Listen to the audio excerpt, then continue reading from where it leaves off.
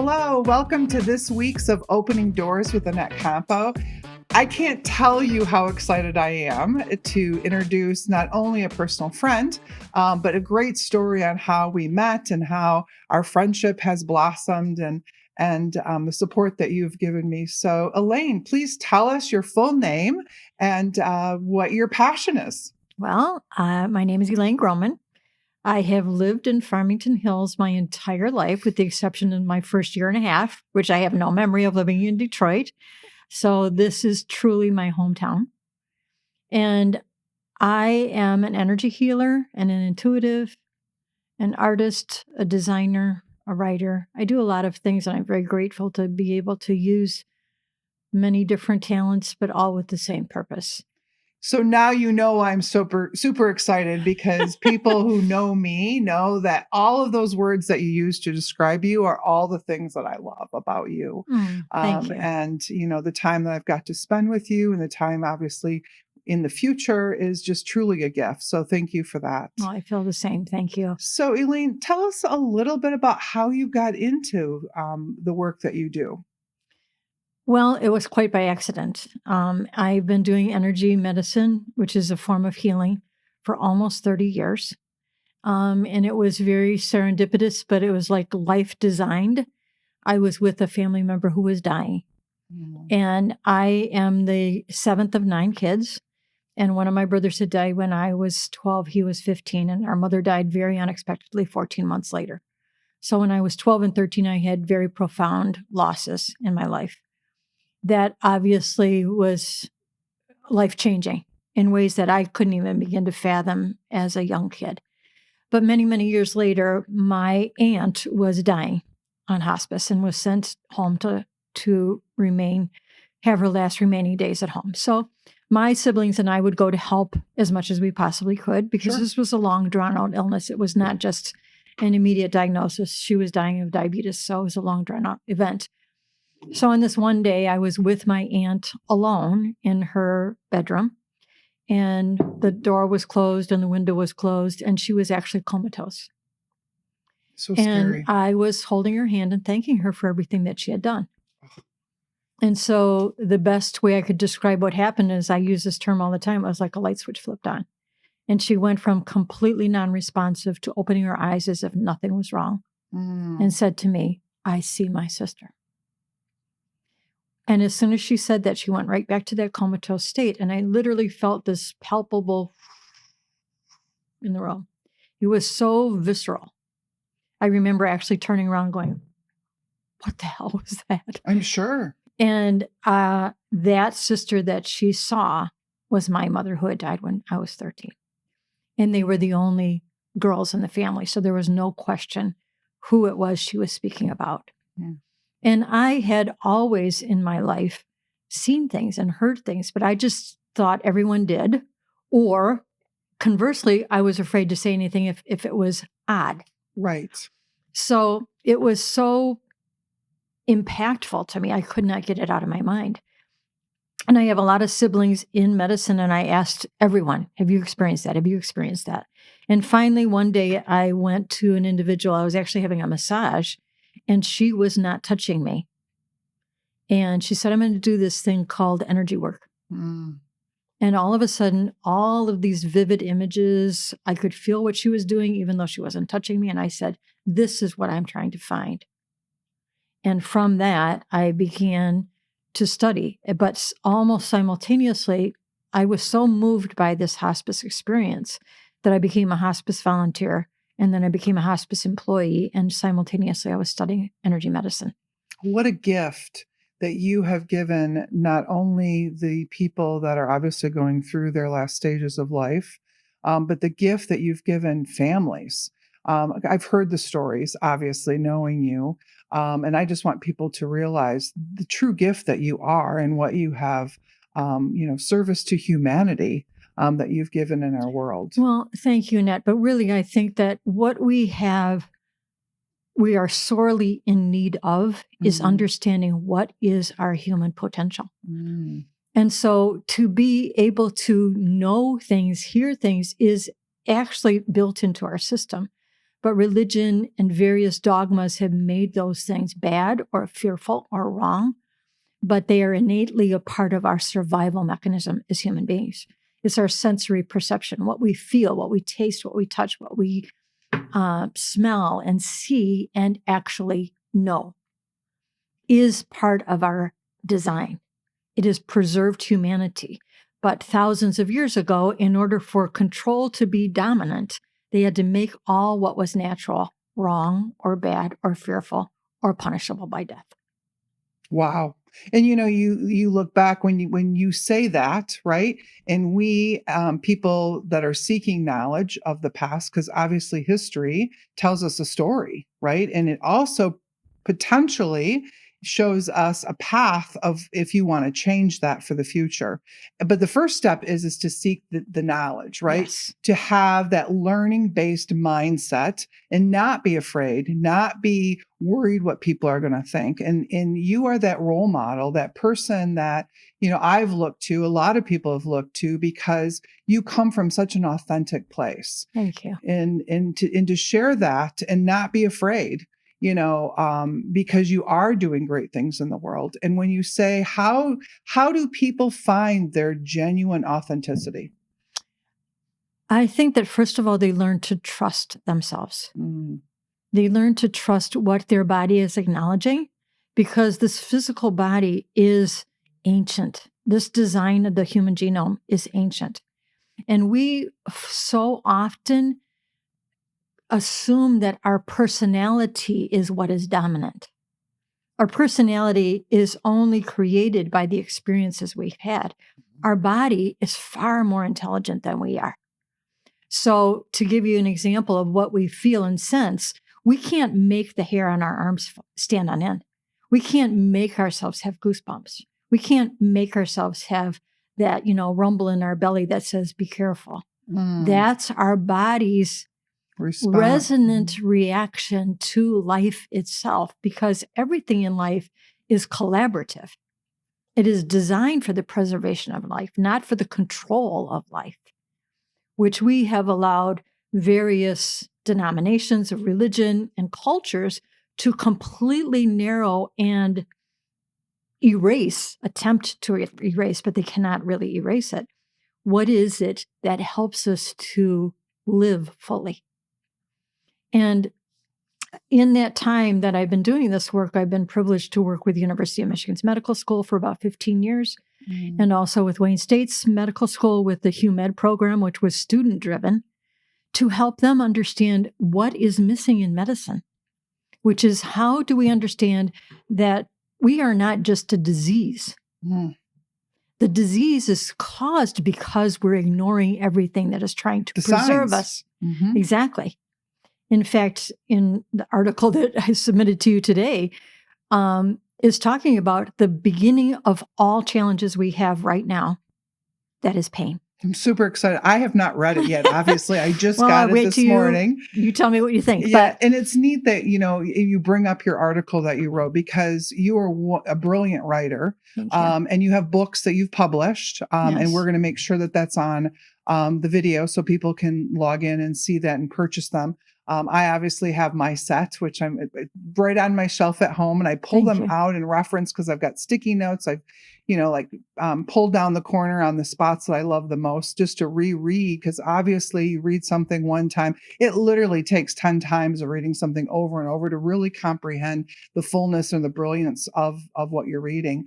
And one of the things that have lined you and I is that my magazine, Farmington Hills, City Local Lifestyle, which shares how to live in our community, you write in that magazine. I do. And Thank you so, for that opportunity. yeah, well, thank you for giving to our community in that level. But we also align with our passion for helping the most vulnerable in our community, which is CARES in Farmington Hills. Yes. And that's initially how we met. Yes. Which I can't believe now it's been, almost close to 7 years that, our friendship has spurred. And I share that because I remember the very first day I met you. And you came up to me and introduced yourself to me. And I literally thought to myself, okay, I'm feeling something right now. And I know there's a connection there. And I looked right at you and I said, just FYI, I'm going to be your best friend from now on. I Do you remember that? Yeah. Yeah. And it's so true because I was like, there was something there. And so I share that story because when we talk about being aware, right? Mhm. First, you have to let down your guards, which sometimes can be scary for Well, people. first you have to know you have a guard Oh, there we go. Yes. because it's so ingrained in us. We don't Mm. realize how apprehensive. And when we're apprehensive, we hear nothing. All we hear is the story in our head. All we hear is And it's on I'm repeat constantly. unless you rewire that. Yes. And that takes understanding Mhm. and knowledge and acceptance of what we are actually capable of.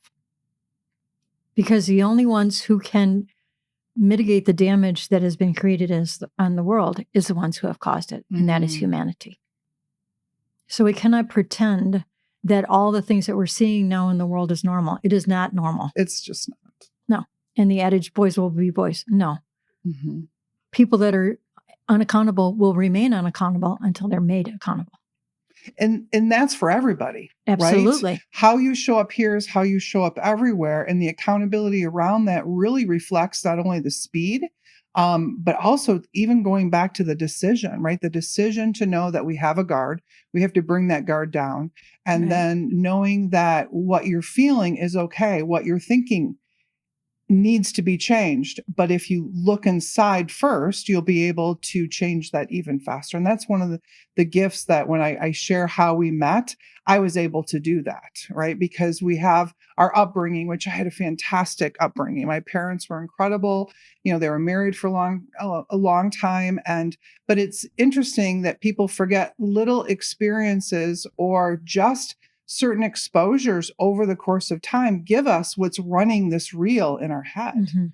right? Mhm. So even though I had a fantastic life, even going back to my missionary days in Haiti, there's still this play that's going on. And how do we recognize that? So share with me, like, what is that first step? First step for me is simply to just realize you know very little.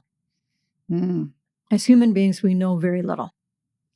As human beings, we assume that we are right and that others share our point of view. And we cannot have the whole full tapestry of humanity if we have a very singular focus. And we need to understand how has life woven all of this unique beauty into what we call life so that we can have this short or long experience called a lifetime. And we don't realize how molded and entrained our thinking is almost from infancy Mm. because we live in a world that division is celebrated rather than uniqueness and collaboration celebrated. Because if we look at the greatest teacher that we have, which is the living world, there Mother is Earth. no Mhm. there is only collaboration. Mm. There is only preparation for what is coming next in the present moment. Because if point A does not happen, point B cannot happen. And we forget that if we ever knew it at all. So we don't realize how divided our mind is, and even against ourselves as humans, as individuals. We are entrained to be very critical and harsh, but that doesn't mean that you shouldn't be critical, meaning have a critical eye, but that doesn't mean to criticize. Mm. It means how can you learn if you don't learn the first step? So you cannot only stay in the first step. You will get nowhere. But you have to learn that there is more and more and more in collaboration with everything else rather than a division, but a collaboration. And it's a huge, huge subject. And I pledge to live the rest of my life teaching as much as I can to help people understand how valuable and how important they are. I love that, Elaine. Well, it's because, Annette, the only time we forget that we are in a finite time frame. So even if we live to be 100 years old, that is not a long time. And when we understand that the only way we can experience anything is to have this body, that this body is the receiver of information, that this body is what is capable of understanding and learning and collaborating and enjoying friendships and enjoying camaraderie and learning everything from what is already here. We live in perfection and we ignore it.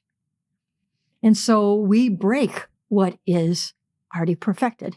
And you said a term earlier that you said we learn from history. Well, when we understand history is the victor's story, not reality.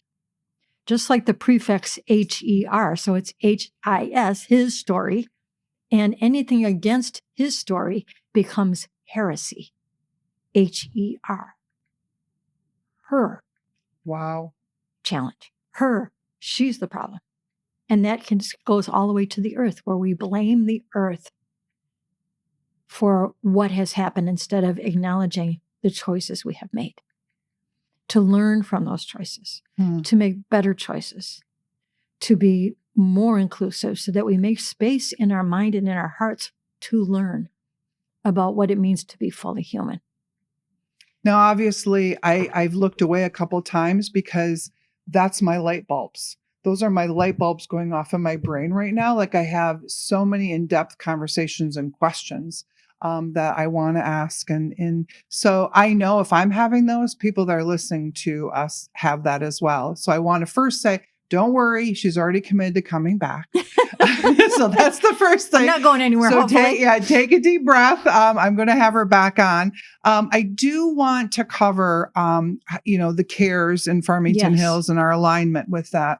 And share with me a little bit about why you decided to become not only part of CARES and a supporter, but also now as a board of directors for the vision and mission of CARES in Farmington Hills. Well, first of all, I have to acknowledge my friendship with Todd Lippa, because I met Todd almost 30 years ago when I was working in hospice.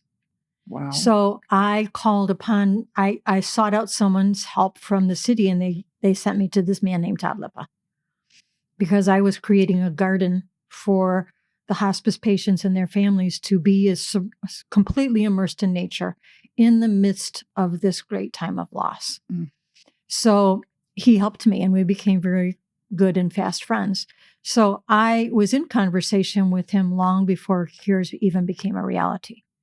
So I remember sitting with him in my office in what was at the time downtown Farmington, and Kitty, and that's the first time I met Kitty. And I made some suggestions as to how to go about or how to avoid certain potential complications if this were to come to fruition. So before CARES even was CARES, he said, would you be a part of our board of directors when we started? And I said, well, I'd never been on a board of directors, but sure. Okay. What does that mean? But yes. Yes. And so because of certain challenges in my own life, I have been, I try to offer what I can. I am not a business person per se, but I am a teacher of life. And I think that fundamentally, when we have this great need of lack of food, then what we are doing as human beings is fundamentally broken. And I have to ask you, obviously, any personal passions where you see CARES may be, or where you'd like to see CARES go, like in the next? Well, you and I have had this conversation many times, and so yes. I have to act surprised, though, Elaine. Okay, I know. But okay, act surprised. But when we understand that Michigan, Michigawa, means the land of the dragon in native language, we are standing on sovereign native land. This land was ceremonial land. And what we have neglected to even begin to acknowledge is when land that was used for ceremony, which is not ritual, which is not sacrament, it is a very different thing. Religion always came after to take over that land, which has happened here. This Yes. became a Mhm. Catholic parish. Okay? And we have to get back to the wisdom of the people that lived here, that did countless years of ceremony here, about how do we govern, how do we learn. And in fact, most people would be surprised, Annette, to learn that what we call democracy was already lived by the Native peoples. They were one of the fundamental designers of how our form of governance is devised. But we have not followed their suggestion.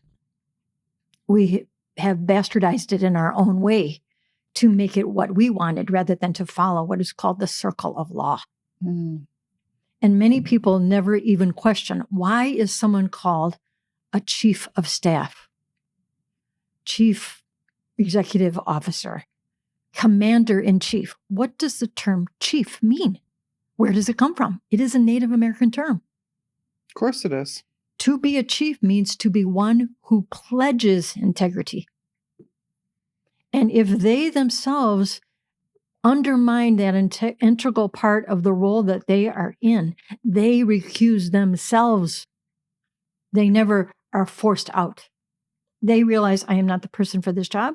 It is never about, nor was it ever about, anything other than true leadership. So what I hope to do is to bring back ceremony so that we can begin to understand ourselves. And again, thinking it is not sacrament, it is not ritual. It has no religious bent at all.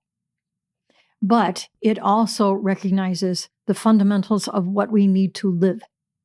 We need food. Food does not come from a can, it comes from the earth. It does. How do we get our hands back in the soil? How do we understand how is it a tiny, tiny seed can grow into a plant that you consume that somehow becomes a cell in your body? This is, and it is so beautifully timed through the seasons. Life does not make mistakes. Earth does not make mistakes. No, it does not.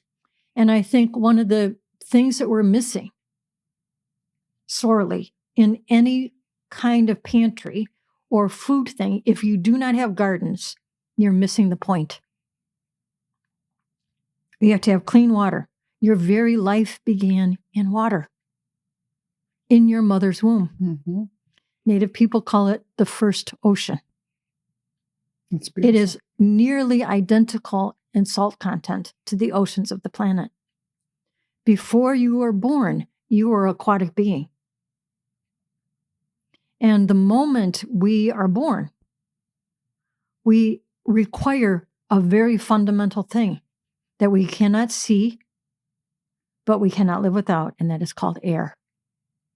And we're willing to pollute water and pollute air and damage the soil without any understanding of how and why. This is like tearing apart our own bodies because we are made from the substances of the earth. But we still do it. Because we believe that there is somehow some intellect in humanity that's superior to life itself. Amazing, Elaine. I can't I cannot thank you enough. And like I said, to have you back to talk more in depth on this.